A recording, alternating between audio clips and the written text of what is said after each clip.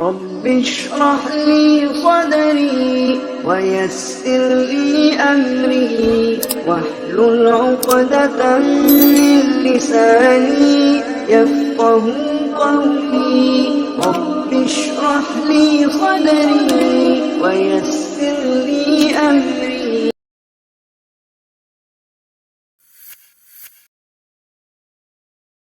ہر طرح کی حمد و ثنا، بزرگی اور بڑائی اس اللہ تبارک و تعالی کے لیے لائق و زیبا ہے جو ہمارا مالک ہے، خالق ہے، رازق ہے۔ سب سے بہترین بات اللہ تبارک و تعالی کی بات یعنی قرآن مجید ہے۔ سب سے بہترین راستہ اللہ کے نبی جناب محمد اکرم صلی اللہ علیہ وسلم کا بتایا ہوا راستہ ہے۔ دین میں نکالی ہوئی ہر نئی بات بدعت ہے، ہر بدعت گمراہی ہے، اور گمراہوں کا انجام جہنم کی دہکتی ہوئی آگ میں ہوگا۔ اس کے بعد بے شمار درود و سلام ہوں اس ہستی اقدس و مقدس پر جن کا نام نامی اسم گرامی محمد اکرم صلی اللہ علیہ وسلم ہے۔ محترم حضرات، نوجوان ساتھیوں، عزیز بچوں، میری آواز کو سننے والی پردہ نشین ماؤں اور بہنوں، عشرہ مبشرہ یعنی کہ 10 جنتی صحابہ، ان 10 جنتی صحابہ میں سب سے پہلی شخصیت حضرت ابو بکر صدیق رضی اللہ عنہ کی ہے۔ گزشتہ خطبہ جمعہ میں ہم نے یہ جانا کہ حضرت ابو بکر صدیق رضی اللہ عنہ کا اصل میں نام عبداللہ بن عثمان تھا۔ ان کی کنیت ابو بکر تھی اور وہ صدیق کے لقب سے مشہور و معروف ہوئے۔ پیارے نبی جناب محمد اکرم صلی اللہ علیہ وسلم کی ولادت کے تقریباً 2.5 سال بعد آپ پیدا ہوئے، اور آپ کی جو خصوصیات ہیں ان خصوصیات میں پہلی خصوصیت ہم نے یہ جانا تھا کہ آپ کے دل میں جس معیار کا ایمان اور یقین تھا، امت محمدیہ کے کسی بھی شخص کے دل میں اس معیار کا ایمان اور یقین نہیں دیکھا گیا۔ حضرت ابو بکر صدیق رضی اللہ عنہ کی دوسری خصوصیت، کردار کے اعتبار سے اگر دیکھو، معاملات کے اعتبار سے اگر دیکھو، اخلاق کے اعتبار سے اگر دیکھو، لین دین کے اعتبار سے اگر دیکھو، چال چلن کے اعتبار سے اگر دیکھو، تو پیارے نبی جناب محمد اکرم صلی اللہ علیہ وسلم کا عکس تھے۔ بخاری اور دیگر سیرت کی کتابوں میں یہ روایت موجود ہے کہ جب مکہ کے حالات خراب ہونے لگے، مکہ میں مسلمانوں کو ستایا جانے لگا، پریشان کیا جانے لگا، تو مکہ کے مسلمان ہجرت کرنے لگے، مکہ چھوڑ کر ایسے علاقے کی جانب جانے لگے جہاں انہیں آزادانہ طور پر اللہ رب العالمین کی عبادت کی اجازت ملے۔ ایک مرتبہ حضرت ابو بکر صدیق رضی اللہ عنہ کے دل میں یہ خیال پیدا ہوا کہ مکہ میں مسلمانوں کو ستایا جا رہا ہے، پریشان کیا جا رہا ہے، کیوں نہ میں بھی مکہ چھوڑ کر کسی ایسے آزاد علاقے کی جانب چلا جاؤں جہاں مجھے پوری آزادی ہو اللہ رب العالمین کی عبادت کرنے کی، نمازوں کا اہتمام کرنے کی، دعوت دین کی تبلیغ دینے کی۔ چنانچہ حضرت ابو بکر صدیق رضی اللہ عنہ اپنے اس ارادے پر عمل پیرا ہوئے، ساز و سامان تیار کیا، اونٹ میں سوار ہو گئے، مکہ کے راستے سے باہر نکلنے لگے۔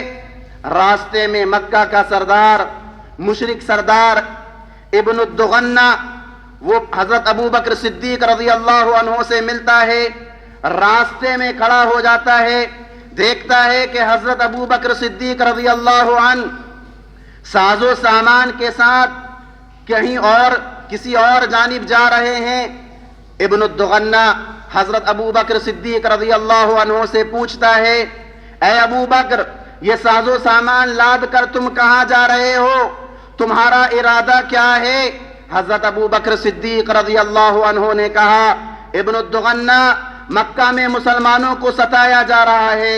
مکہ میں مسلمانوں پر ظلم و ستم کے پہاڑ ڈھائے جا رہے ہیں، آزادانہ طور پر اللہ کی عبادت کی اجازت نہیں مل رہی ہے، لہذا میں اس مکہ کی سرزمین کو چھوڑ کر ایسے آزاد علاقے کی جانب جا رہا ہوں جہاں مجھے آزادانہ طور پر اللہ رب العالمین کی عبادت کی اجازت ہو، جہاں میں آزادانہ طور پر اللہ کے دین کی دعوت، اللہ کے پیغام کو پہنچا سکوں۔ یہ سننا تھا کہ ابن الدغنہ لرز گیا، تھرا گیا، کانپ گیا اور کہا مثلک یا ابا بکر لا یخرج ولا یخرج، مثلک یا ابا بکر لا یخرج ولا یخرج، اے ابو بکر تم جیسا مثالی انسان پورے مکہ المکرمہ کے اندر نہیں، لہذا تم نہ تو اپنی مرضی سے مکہ کو چھوڑ سکتے ہو اور نہ ہی مکہ کا کوئی شخص تمہیں مکہ سے نکلنے پر مجبور کر سکتا ہے۔ اے ابو بکر تم ایسے انسان ہو کہ رشتوں کو جوڑنے والے ہو، تم مہمانوں کی مہمان نوازی کرنے والے ہو، تم دوسروں کا بوجھ اٹھانے والے ہو، تم مصیبت زدہ انسانوں کی مدد کرنے والے ہو، تم کمزوروں کو کما کر کھلانے والے ہو، تم مثلک یا ابا بکر لا یخرج ولا یخرج، اے ابو بکر تم جیسا مثالی انسان پورے مکہ المکرمہ میں موجود نہیں ہے، لہذا نہ تو آپ اپنی مرضی سے مکہ المکرمہ چھوڑ سکتے ہو اور نہ ہی کوئی آپ کو مکہ المکرمہ چھوڑنے پر مجبور کر سکتا ہے۔ اے ابو بکر میں تمہیں پناہ دیتا ہوں، تم میری پناہ میں مکہ المکرمہ کے اندر رہو اور جہاں تمہارا دل چاہتا ہے وہاں جا کر اللہ رب العالمین کی عبادت کرو، وہاں جا کر اپنی پیشانی کو جھکاؤ۔ حضرات جو بات میں کہنا چاہ رہا ہوں وہ کیا ہے؟ جو جملے ابن الدغنہ نے کہے، جو صفات ابن الدغنہ نے حضرت ابو بکر صدیق رضی اللہ عنہ کی بیان کی، جب قرآن کی پہلی آیات نازل ہوئی، حضرت محمد اکرم صلی اللہ علیہ وسلم غار حرا کے اندر موجود تھے، حضرت جبرائیل علیہ السلام آئے اور پیارے نبی جناب محمد اکرم صلی اللہ علیہ وسلم کو نبوت کا تاج پہنایا گیا۔ پیارے نبی جناب محمد اکرم صلی اللہ علیہ وسلم لرزتے ہوئے، تھر تھراتے ہوئے، کانپتے ہوئے اپنے گھر آئے۔ خدیجۃ الکبریٰ رضی اللہ عنہا جو پیارے نبی جناب محمد اکرم صلی اللہ علیہ وسلم کی بیوی تھیں، دیکھیں، کہا اے محمد اکرم صلی اللہ علیہ وسلم، اے میرے سرتاج، آخر ماجرا کیا ہے، آخر بات کیا ہے کہ آپ اتنے لرز رہے ہو، آپ اتنے تھرا رہے ہو، آپ کانپ رہے ہو؟ پیارے نبی جناب محمد اکرم صلی اللہ علیہ وسلم نے پورا ماجرا بتایا، مجھے نبوت کا تاج پہنایا گیا ہے۔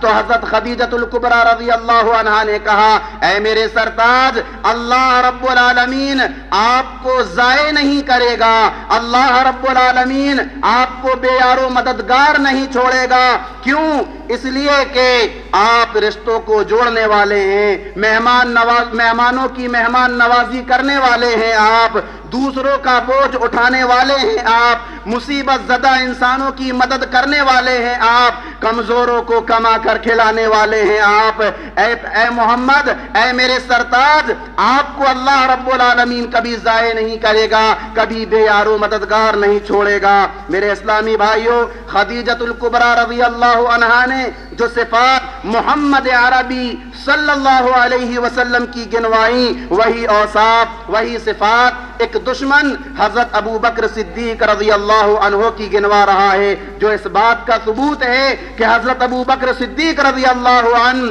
پیارے نبی جناب محمد اکرم صلی اللہ علیہ وسلم کے ساتھ رہ کر آپ صلی اللہ علیہ وسلم کی طرح ہو گئے، آپ کے اخلاق کو کیچ کر لیا، آپ کے معاملات کو کیچ کر لیا، آپ کے لین دین کو سمجھ لیا اور آپ کے کردار کے مطابق اپنی زندگی کو سنوار لیا۔ میرے اسلامی بھائیوں، حضرت ابو بکر صدیق رضی اللہ عنہ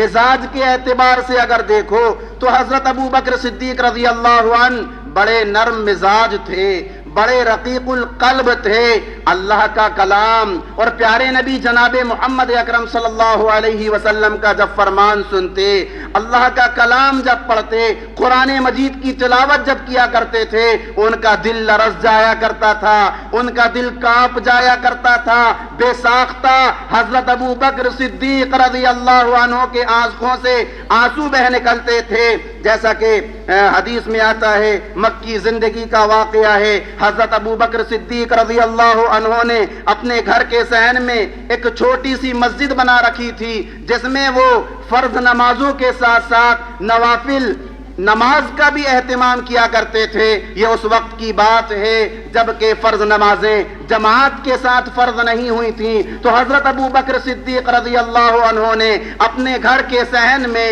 اپنے گھر کے آنگن میں ایک چھوٹی سی مسجد بنا رکھی تھی، جہاں وہ فرض نماز کا اہتمام کیا کرتے تھے، نوافل کا اہتمام کیا کرتے تھے، کھڑے ہو کر نماز پڑھتے، قرآن مجید کی تلاوت بلند آواز میں کیا کرتے تھے، اور جب وہ قرآن پڑھا کرتے تھے، بے ساختہ ان کی آنکھوں سے آنسو بہ نکلتے تھے۔ حضرت ابو بکر صدیق رضی اللہ عنہ کو قرآن پڑھتا ہوا دیکھ کر مشرکین مکہ کی عورتیں، مشرکین مکہ کے بچے انہیں چاروں طرف سے گھیر لیا کرتے تھے، لیکن اس کے باوجود بھی حضرت ابو بکر صدیق رضی اللہ عنہ کی نماز جاری رہتی، ان کی آنکھوں سے آنسو بہنا جاری رہتا، ان کا رونا جاری رہتا۔ اس آنکھوں کے آنسو کے بہنے کا اثر کیا ہوا کہ مشرکین مکہ کی عورتیں اور مشرکین مکہ کے بچے قرآن کو سن سن کر کے مائل ہونے لگے، متاثر ہونے لگے۔ حضرت ابو بکر صدیق رضی اللہ عنہ کی نماز، حضرت ابو بکر صدیق رضی اللہ عنہ کے آنسو، حضرت ابو بکر صدیق رضی اللہ عنہ کا رونا دعوت و تبلیغ کا کام کرنے لگا، تو مشرکین مکہ کے سردار حضرت ابو بکر صدیق رضی اللہ عنہ کے پاس آئے اور آ کر کہا کہ اے ابو بکر، یہ جو تم گھر کے باہر صحن میں نماز پڑھتے ہو، رو رو کر قرآن مجید کی تلاوت کرتے ہو، ہماری عورتیں، ہمارے بچے متاثر ہو رہے ہیں، لہٰذا آپ گھر کے صحن میں نماز نہیں پڑھیں گے، گھر کے صحن میں قرآن مجید کی تلاوت نہیں کریں گے۔ آپ کو اگر نماز پڑھنا ہے، آپ کو اگر قرآن مجید کی تلاوت کرنا ہے، اپنے گھر کے اندر کیجئے۔ تو میرے اسلامی بھائیوں، حضرت ابو بکر صدیق رضی اللہ عنہ اتنے نرم مزاج تھے، اتنے رقیق القلب تھے کہ قرآن مجید کی تلاوت کرنے کے لیے بیٹھتے تھے، زارو قطار حضرت ابو بکر صدیق رضی اللہ عنہ کے آنکھوں سے آنسو بہ نکلتے۔ ایک مرتبہ اللہ کے نبی جناب محمد اکرم صلی اللہ علیہ وسلم کی طبیعت ناساز ہوئی۔ پیارے نبی جناب محمد اکرم صلی اللہ علیہ وسلم نے اپنی چہیتی بیوی حضرت عائشہ صدیقہ رضی اللہ عنہا سے کہا، اے عائشہ، میری طبیعت ناساز ہے، میں نماز میں امامت نہیں کرا سکتا، لہٰذا آپ اپنے والد محترم سے کہیے کہ آپ اپنے والد محترم سے کہیے کہ امامت کرائیں۔ حضرت عائشہ صدیقہ رضی اللہ عنہا نے کہا، اے اللہ کے رسول، آپ کسی اور کو نماز کا حکم دے دیجئے، اس لیے کہ میرے والد محترم بڑے نرم دل ہیں، بڑے رقیق القلب ہیں، قرآن مجید کی تلاوت کرنا شروع کرتے ہیں تو بے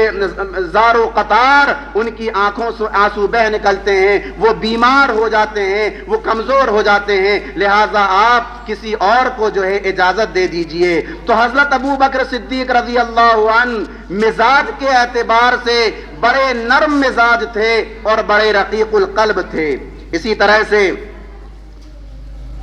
ابو بکر صدیق رضی اللہ عنہ کی ایک خوبی یہ بھی ہے کہ خیر کے ہر میدان میں حضرت ابو بکر صدیق رضی اللہ عنہ آگے آگے رہا کرتے تھے۔ دیکھیے عموماً کیا ہوتا ہے کہ انسان کا خیر کے کاموں میں کسی کی خیر کے کاموں میں کسی عمل کی طرف رجحان زیادہ ہوتا ہے، کسی کا دل نفل نمازوں میں زیادہ لگتا ہے۔ آپ دیکھیں گے وہ نماز اشراق کا پابند ہوتا ہے، نماز چاشت کا پابند ہوتا ہے، نماز اوابین کا پابند ہوتا ہے، تہجد کا پابند ہوتا ہے، کوئی ایسا ہوتا ہے جو نفلی روزوں کا بڑا پابند ہوتا ہے، کسی کا دل صدقہ و خیرات کی طرف ہوتا ہے۔ اللہ رب العالمین نے اپنے بندوں میں ان اعمال کو تقسیم کر دیا ہے، لیکن حضرت ابو بکر صدیق رضی اللہ عنہ کی زندگی کا جائزہ لیجئے۔ حضرت ابو بکر صدیق رضی اللہ عنہ خیر کے ہر میدان میں آگے آگے رہا کرتے تھے۔ مسلم کی بڑی مشہور و معروف حدیث ہے، اللہ کے نبی جناب محمد اکرم صلی اللہ علیہ وسلم صحابہ کرام رضوان اللہ علیہم اجمعین کے ساتھ بیٹھے ہوئے تھے۔ اللہ کے نبی جناب محمد اکرم صلی اللہ علیہ وسلم نے سوال کیا کہ لوگوں، تم میں سے کون ہے جس نے آج روزہ رکھا ہے؟ صحابہ کرام خاموش ہیں۔ حضرت ابو بکر صدیق رضی اللہ عنہ اپنا ہاتھ بلند کرتے ہیں، کہتے ہیں اے اللہ کے رسول، آج میں روزے سے ہوں۔ اللہ کے نبی جناب محمد اکرم صلی اللہ علیہ وسلم نے سوال کیا کہ لوگوں، تم میں سے کون ہے کہ جس نے آج مسکین اور غریب کو کھانا کھلا کر آیا ہے؟ لوگ خاموش ہیں۔ حضرت ابو بکر صدیق رضی اللہ عنہ اپنا ہاتھ بلند کرتے ہیں، کہتے ہیں اے اللہ کے رسول، آج میں نے مسکین اور غریب کو کھانا کھلایا ہے۔ اللہ کے نبی جناب محمد اکرم صلی اللہ علیہ وسلم سوال کرتے ہیں کہ لوگوں، تم میں سے کون ہے جو آج کسی مریض کی عیادت کر کے آیا ہے؟ حضرت ابو بکر اپنا ہاتھ بلند کرتے ہیں، کہتے ہیں اے اللہ کے رسول، میں ہوں جو آج مریض کی عیادت کر کے آیا ہوں۔ اللہ کے نبی سوال کرتے ہیں لوگوں، تم میں سے کون ہے جو آج کسی کے جنازے میں شرکت کر کے آیا ہے؟ حضرت ابو بکر صدیق رضی اللہ عنہ اپنے ہاتھ کو بلند کرتے ہیں اور کہتے ہیں اے اللہ کے رسول، میں جنازے میں شرکت کر کے آیا ہوں۔ اللہ کے نبی جناب محمد اکرم صلی اللہ علیہ وسلم نے فرمایا کہ جس کسی بھی انسان کے اندر یہ چار اعمال یکجا ہو جائیں، اکٹھے ہو جائیں، دنیا کی کوئی طاقت اسے جنت میں داخلے سے روک نہیں سکتی۔ یہی وجہ ہے میرے بھائیوں کہ ایک مرتبہ اللہ کے نبی جناب محمد اکرم صلی اللہ علیہ وسلم جنت کا تذکرہ کر رہے تھے۔ اللہ کے نبی نے فرمایا کہ جنت کے 8 دروازے ہیں، جنت کے 8 دروازے ہیں۔ ایک دروازہ ہے باب الصلاۃ، جن لوگوں کو نماز سے دلچسپی ہے ان لوگوں کو باب الصلاۃ یعنی نماز کے دروازے سے پکارا جائے گا۔ ایک دروازہ ہے باب الریان، روزے کا دروازہ، جو لوگ روزوں کا اہتمام کرتے ہیں انہیں باب الریان سے پکارا جائے گا۔ ایک دروازہ ہے باب الصدقہ، صدقہ و خیرات کرنے کا دروازہ، جو لوگ دنیاوی زندگی میں صدقہ و خیرات کے کام میں آگے آگے رہتے ہیں انہیں باب الصدقہ کے دروازے سے، باب الصدقہ سے جنت میں داخل کیا جائے گا۔ ایک دروازہ ہے باب الجہاد، ایک دروازہ ہے باب الحج۔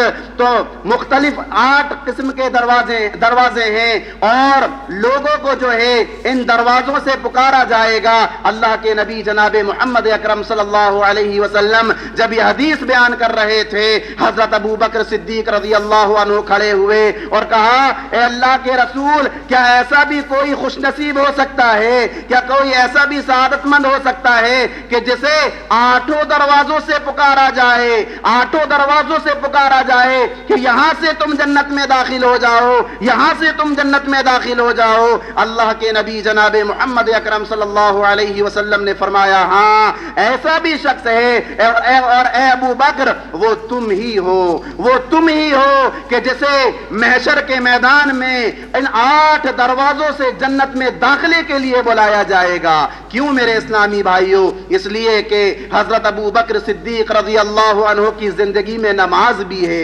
حضرت ابو بکر صدیق رضی اللہ عنہ کی زندگی میں روزہ بھی ہے، حضرت ابو بکر صدیق رضی اللہ عنہ کی زندگی میں صدقہ بھی ہے، حضرت ابو بکر صدیق رضی اللہ عنہ کی زندگی میں جہاد بھی ہے۔ حضرت ابو بکر صدیق رضی اللہ عنہ اپنے وقت کو ضائع نہیں کرتے تھے، اپنے وقت کو برباد نہیں کیا کرتے تھے، خیر کے کام میں آگے آگے رہا کرتے تھے۔ اور آج ہم مسلمانوں کی حالت کیا ہے؟ آج ہم مسلمانوں کی کیفیت کیا ہے؟ ایک طرف تو ہم دعویٰ کرتے ہیں کہ ہم صحابہ کرام رضوان اللہ علیہم اجمعین کی زندگی کے مطابق زندگی گزارنے والے ہیں، لیکن ہم اپنے 24 گھنٹوں کا جائزہ لیں۔ اللہ اکبر میرے مسلمان بھائیوں، کتنے نوجوان مسلمان بھائی جن میں بچے بھی شریک ہیں، جوان بھی شریک ہیں، بوڑھے بھی شریک ہیں، چوراہوں پر بیٹھے ہوئے نظر آتے ہیں۔ کوئی لوڈو کے ذریعے سے وقت برباد کر رہا ہوتا ہے، کوئی شطرنج کھیل کر وقت برباد کر رہا ہوتا ہے، کوئی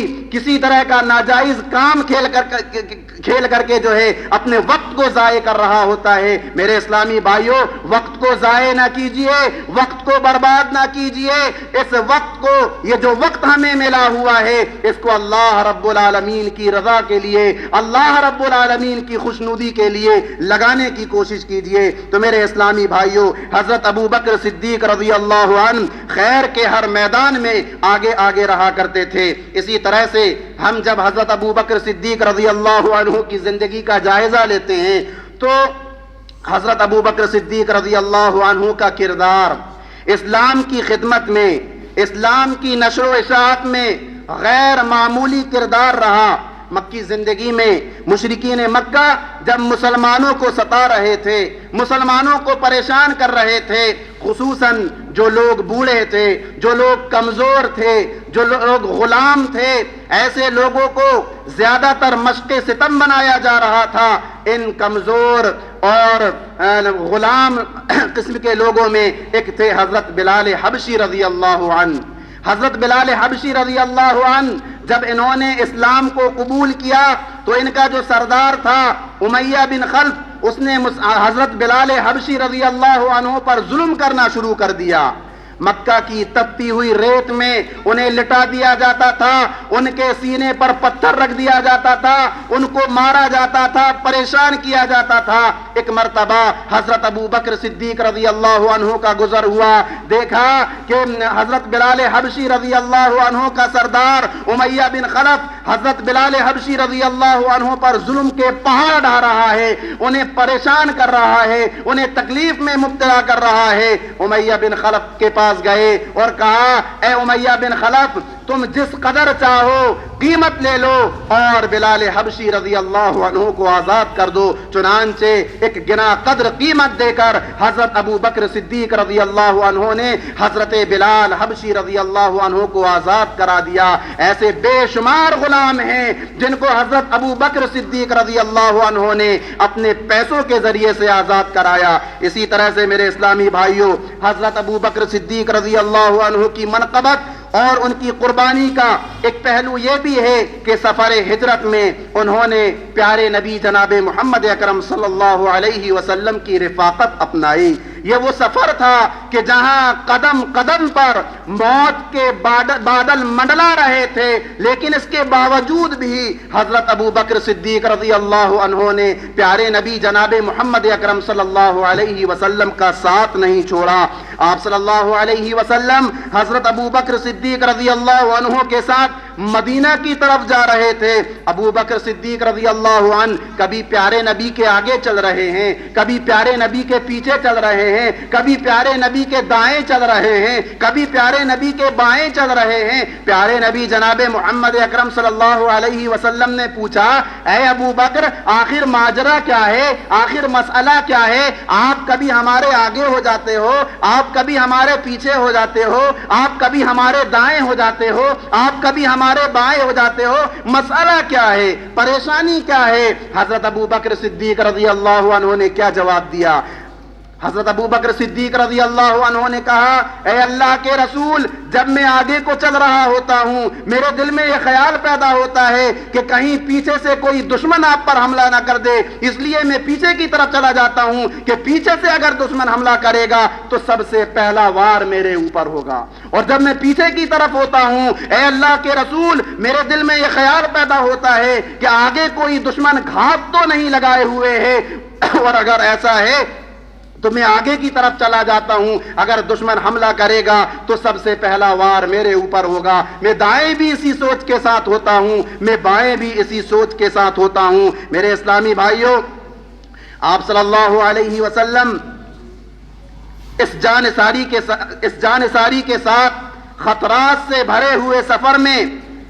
پیارے نبی جناب محمد اکرم صلی اللہ علیہ وسلم کی رفاقت حضرت ابو بکر صدیق رضی اللہ عنہ نے نبھائی۔ یہی وجہ ہے کہ اللہ رب العالمین نے قرآن میں اس سفر کے حوالے سے حضرت ابو بکر صدیق رضی اللہ عنہ کا تذکرہ کرتے ہوئے فرمایا، اِلَّا تَنْصُرُوهُ فَقَدْ نَصَرَهُ اللَّهُ، اذ اخرجہ الذین کفروا ثانی اثنین اذ ہما فی الغار اذ یقول لصاحبہ لا تحزن ان اللہ معنا۔ اللہ رب العالمین نے غار کے واقعے کی طرف اشارہ کرتے ہوئے فرمایا کہ جب وہ غار ثور میں چھپے ہوئے تھے، مشرکین مکہ تلاش کر رہے تھے، یہاں تک کہ تلاش کرتے کرتے غار کے دہانے پر پہنچ گئے تو حضرت ابو بکر صدیق رضی اللہ عنہ نے اللہ کے نبی سے کہا، اے اللہ کے رسول، یہ مشرکین مکہ ہمارے قریب آ چکے ہیں اور ہم صرف دو ہی ہیں۔ تب اللہ کے نبی نے کہا، لا تحزن ان اللہ معنا، اے ابو بکر ہم دو نہیں تین ہیں، غم نہ کرو،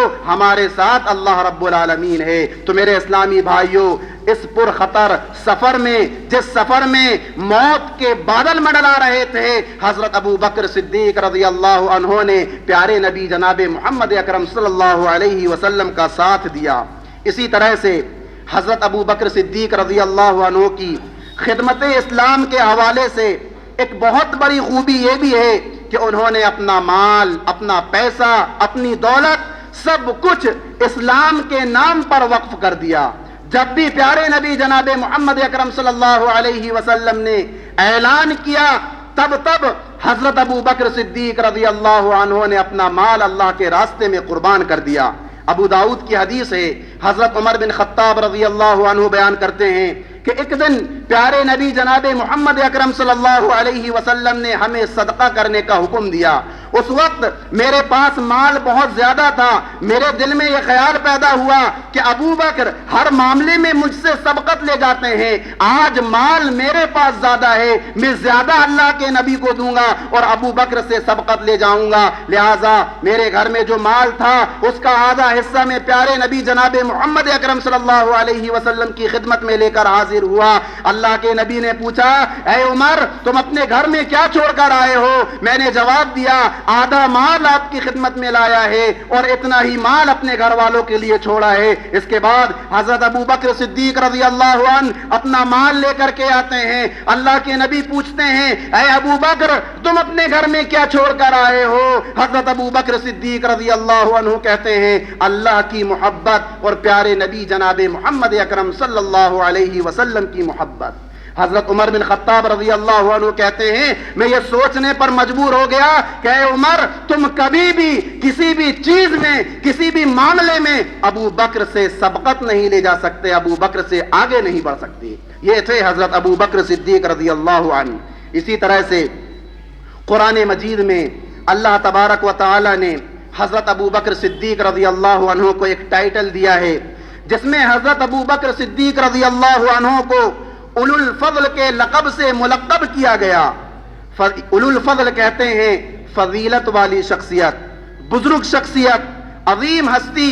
جب حادثہ افک کے موقع پر حضرت عائشہ صدیقہ رضی اللہ عنہ کی عزت و آبرو سے منافقین نے کھلواڑ کیا اور مختلف قسم کے پروپیگنڈے کیے تو بہت سارے صادق الایمان لوگ ان کے پروپیگنڈے میں آ گئے۔ ان کے پروپیگنڈوں میں ایک صحابی تھے جن کا نام تھا مصطح بن اثاثہ رضی اللہ عنہ۔ یہ حضرت ابو بکر صدیق رضی اللہ عنہ کے خالہ زاد بھائی تھے۔ بچپن میں ہی ان کے ماں باپ کا انتقال ہو گیا تھا۔ حضرت ابو بکر صدیق رضی اللہ عنہ نے ان کی پرورش کی تھی، ان پر مال کو خرچ کیا تھا۔ یہ بھی منافقین کے پروپیگنڈے میں آ گئے اور حضرت عائشہ صدیقہ رضی اللہ عنہا کو برا بھلا کہہ دیا، جس پر حضرت ابو بکر صدیق رضی اللہ عنہ کو بہت زیادہ غصہ آیا اور انہوں نے قسم کھائی، اللہ کی قسم میں اب کبھی بھی مصطح پر اپنا مال خرچ نہیں کروں گا، میں اس پر اپنا مال خرچ کر رہا ہوں، میں اس پر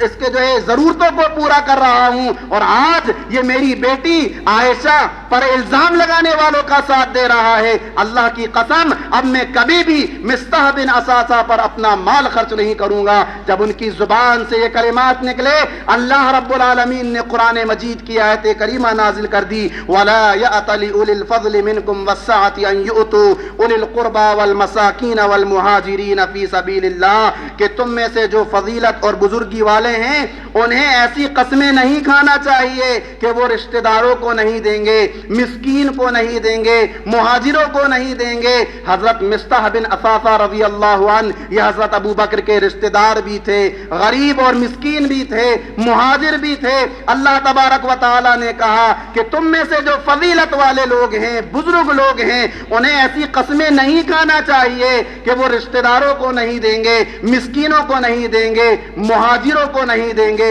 انہیں تو چاہیے کہ وہ معاف کریں اور درگزر کا معاملہ اختیار کریں۔ پھر اللہ رب العالمین نے کہا کہ کیا تم اس بات کو پسند نہیں کرتے کہ اللہ رب العالمین تم سے محبت کرے اور تمہارے گناہوں کو معاف کر دے؟ یہ آیت کریمہ جب پیارے نبی جناب محمد اکرم صلی اللہ علیہ وسلم نے حضرت ابو بکر صدیق رضی اللہ عنہ کے سامنے پڑھ کر سنائی، حضرت ابو بکر صدیق رضی اللہ عنہ نے کہا اے اللہ کے رسول، میں تو چاہتا ہوں کہ اللہ مجھ سے محبت کرے، میرے گناہوں کو معاف کر دے۔ چنانچہ حضرت ابو بکر صدیق رضی اللہ عنہ نے اپنی قسم کا کفارہ ادا کیا، اور جس طرح سے پہلے مصطح بن اثاثہ رضی اللہ عنہ کو اور ان کی ضرورتوں کو پورا کیا کرتے تھے، ویسا ہی جو ہے ان کی ضرورتوں کو پورا کرنے لگے۔ تو میرے بھائیوں، میں کہنا یہ چاہتا ہوں کہ قرآن مجید کی اس آیت کریمہ میں اللہ تبارک و تعالی نے حضرت ابو بکر صدیق رضی اللہ عنہ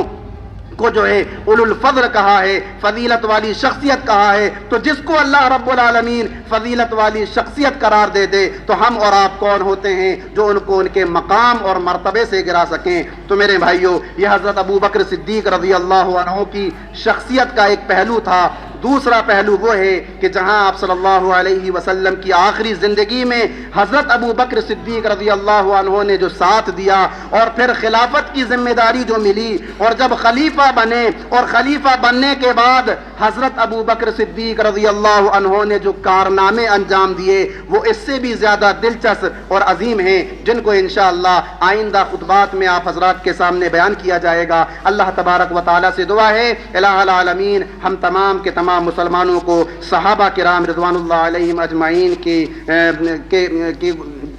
طرح سے جو ہے زندگی گزارنے کی توفیق عطا فرما۔ الہ العالمین ہم تمام کے تمام مسلمانوں کو قرآن اور حدیث کے مطابق زندگی گزارنے والا بنا۔ الہ العالمین ہم تمام کے تمام مسلمانوں میں جو لوگ بیمار ہیں، جو لوگ حادثات کا شکار ہو چکے ہیں، پروردگارہ تو انہیں شفائے کاملہ عاجلہ عطا فرما۔ ہمارے ہی اپنی جماعت کے ایک بھائی ہیں جن کا نام محمد نعیم ہے، جو کینسر کے مریض ہیں اور ڈاکٹروں نے ان کو جواب بھی دے دیا ہے۔ الہ العالمین